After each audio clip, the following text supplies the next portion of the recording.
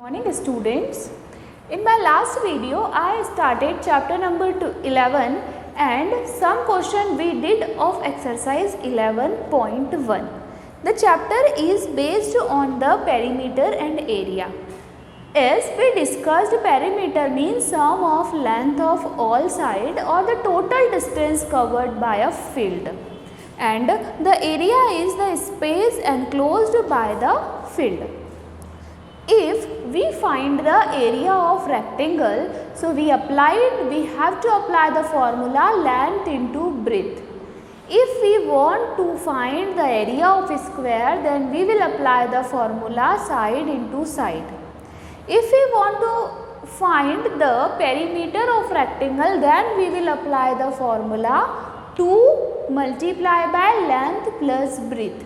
If we want to find the perimeter of square, then we will apply the formula perimeter of square is equals to 4 into side.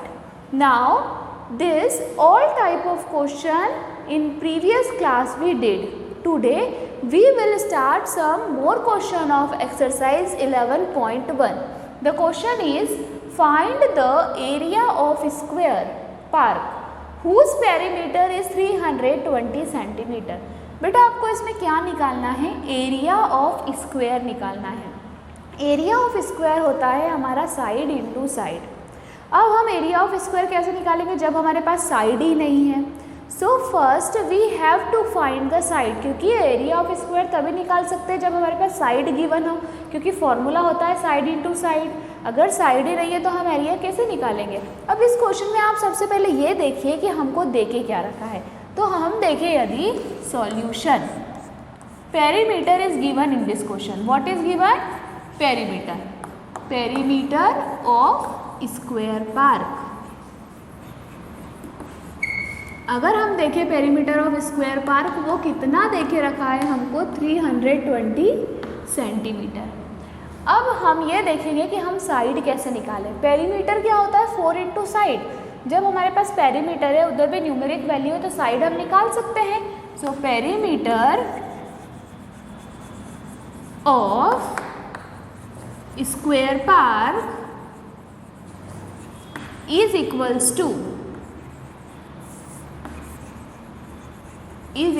To 4 multiply by side. अब perimeter हमारे पास क्या है? 320 centimetre is equals to 4 multiply by side. अब हमको क्या find करना है? साइड फाइंड करना है। साइड फाइंड करेंगे उसके बाद एरिया निकलेगा। Side is equals to 320 upon 4 है ना। डिवाइड करिए यदि आप इसको, 320 अपॉन 4 है तो 4 1 जा क्या है? 4 8 जा 32 0। तो साइड कितनी हो गई हमारी? 80 सेंटीमीटर। ये हमारी क्या हो गई बेटा? साइड हो गई। अब जब हमारे पास स्क्वायर की एक साइड आ जाती है, एक साइड आ जाती है तो स्क्वायर की क्या होती है? The property of square. Square की प्रॉपर्टी क्या होती है? The length of all sides are equal. जो स्क्वायर होता है उसकी जो चारों साइड्स होती है वो आपस में क्या होती है? इक्वल होती है। अब हम निकाल सकते हैं एरिया। अब easily area of square park,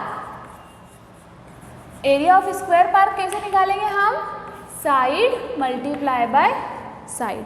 side multiply by side means 80 centimetre multiply by 80 centimetre. ठीक है। 8 8 जा कितना होता है? 64 00 64 centimetre square, 6400 centimetre square. The area of this square park is whose perimeter is 320 centimeter is the area is what? 6400 centimeter square. Understood this question? Now see the next question of this exercise. Here is what given. The perimeter of rectangular sheet is 100 centimeter. एक जो rectangular sheet है, for example ये board को consider कर लो आप, rectangular sheet, इसकी जो आपको पेरीमीटर है, पूरा पेरीमीटर 100 सेंटीमीटर दे के रखा है। ठीक है। If the length is 35 centimetre, अगर इसकी लेंथ 35 सेंटीमीटर है तो इसकी ब्रेथ क्या होगी। और उसके बाद इस क्वेश्चन में दो चीज़ निकालना है, एक तो आपको पेरीमीटर देके रखा है, लेंथ देके रखी है तो ब्रेथ निकालना है, और एक आपको इसी रेक्टेंगुलर शीट का एरिया निकालना है। सो सबसे पहले हम क्या देखेंगे कि what it's given in this question, मतलब इस क्वेश्चन में हमको देखकर क्या रखा है। Perimeter is given in this question, perimeter of rectangular sheet, this is given in this question, perimeter of rectangular sheet. कितनी देके रखी है हमको बेटा, 100 सेंटीमीटर इसका पूरा क्या देखा है, पेरीमीटर देके रखा है रेक्टेंगुलर शीट का। अब हमको क्या देके रखा है, और लेंथ देके रखी है। लेंथ हमको कितनी देके रखी है, 35 सेंटीमीटर। अब हमको इसमें क्या निकालनी है, पहले तो ब्रेथ निकालनी है, चौड़ाई निकालनी है। तो ब्रेथ निकालनी है। अब रेक्टेंगुलर का पेरीमीटर देके रखा है तो कौन सा फॉर्मूला आप अप्लाई करेंगे, पेरीमीटर वाला formula. So perimeter of rectangular field, किसी भी रेक्टेंगुलर शीट का या रेक्टेंगुलर फील्ड का पेरीमीटर निकालेंगे तो 2 इंटू लेंथ प्लस ब्रेथ, है ना। This formula we have to apply. Now 2 multiply by what is our length, our length is what 35 centimetre it is, हाँ 2 into 35 centimetre plus B as it is we have to write, क्योंकि हमको निकालना है और इसका perimeter हमको यहाँ पे क्या देके रखा है 100, ठीक है। 100 is equals to 2 multiply by 35 centimetre plus B. Now what we will do, इस पूरे का मल्टीप्लाई हम 2 का मल्टीप्लाई पूरे ब्रैकेट में करेंगे। तो जब हम ब्रैकेट में करेंगे तो 100 इज इक्वल्स टू 35 2 जा 70 प्लस बी।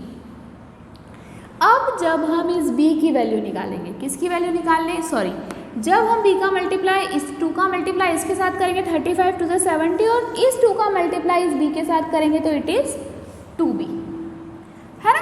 अब या तो हम 100 में से इसको शिफ्ट करो, 2b की वैल्यू हमको निकालनी है। सो 100 माइनस 70, अगर आप 70 को इधर भी लाओगे तो भी 100 minus 70 is equals to 2b होगा, है ना। 100 में से 70 माइनस किया तो क्या बचेगा हमारे पास 30। अब ये दोनों यहाँ पे मल्टीप्लाई में है तो हम इसको इधर ले जाएंगे तो ये क्या हो जाएगा, डिवाइड हो जाएगा, मतलब b इज इक्वल्स टू 30/2, 2 1 जा 2 और 15 2 जा क्या होते हैं 30। What is our breadth, our breadth is 15 centimetre. मतलब इस क्वेश्चन का फर्स्ट पार्ट हमारा क्या हो गया है, सॉल्व हो गया है। फर्स्ट पार्ट में हमको इसकी क्या फाइंड करनी थी, ब्रेथ फाइंड करनी थी। अब ये हमसे बोल रहा है इस क्वेश्चन में कि फाइंड द एरिया, एरिया भी आपको निकालना है।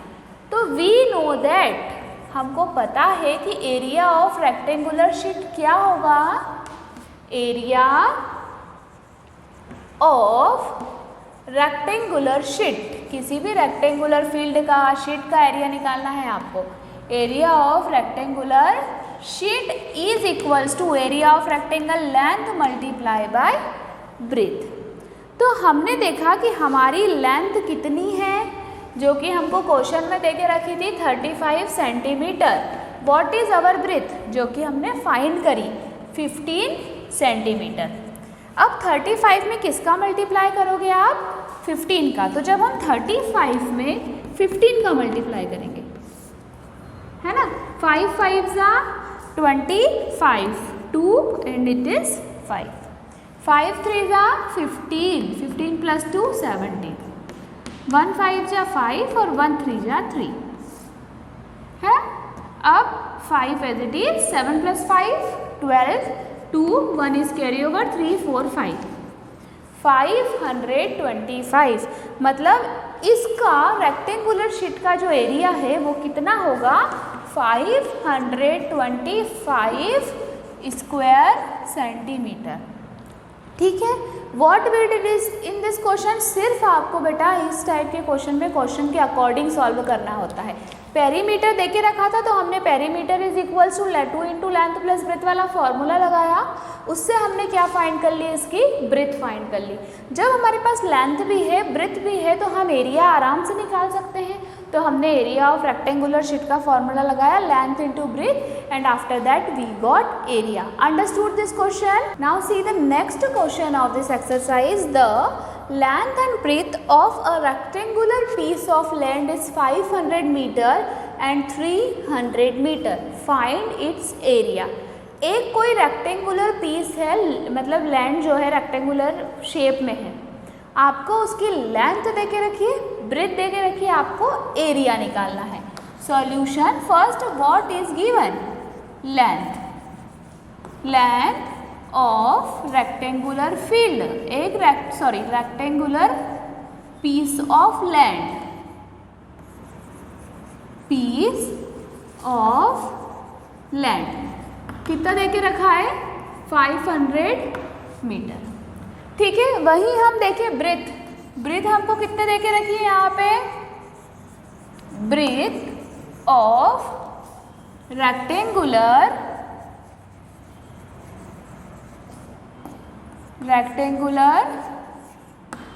पीस ऑफ लैंड, ये है हमारे पास 300 मीटर। हमको क्या निकालना है बेटा, एरिया निकालना है। क्या निकालना है, एरिया निकालना है। Area of rectangular piece of land. Area कैसे निकालेंगे हम इसका, area of rectangular piece of land is length multiply by breath.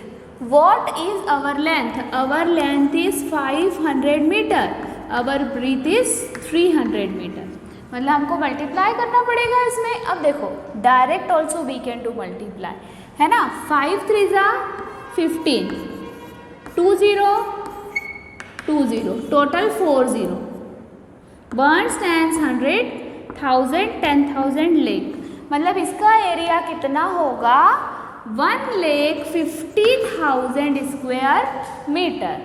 The area of the rectangular piece of land is 1,50,000 square metre. Understood? हमने इसमें क्या किया, डायरेक्ट लिखा तो हमको क्या मिला, 1,50,000। Now you can check it once here, 500 multiply by 300. So which number we will take here, 0 only. So 0 0 0. This digit is over. Now we will take what, 0 0 0 0. These two digits are over. Now 3 zeros are 0, 3 zeros are 0, 3 5s are 15. 0 0 0 0 5 and 1, मतलब कितने zero लगे आगे, 4 0, ये 1 2 3 4। ठीक है, तो if this type of question will come there is no need to multiply. यदि इस टाइप की क्वेश्चन आए तो मल्टीप्लाई करने की बेटा ज़रूरत नहीं है, डायरेक्ट भी हम लिख सकते हैं। Okay, so in this exercise so many type of question we did based on perimeter and area. So maximum question we already did in this exercise. So here exercise 11.1 is completed, and in next class we will continue our next exercise 11.2. Thank you.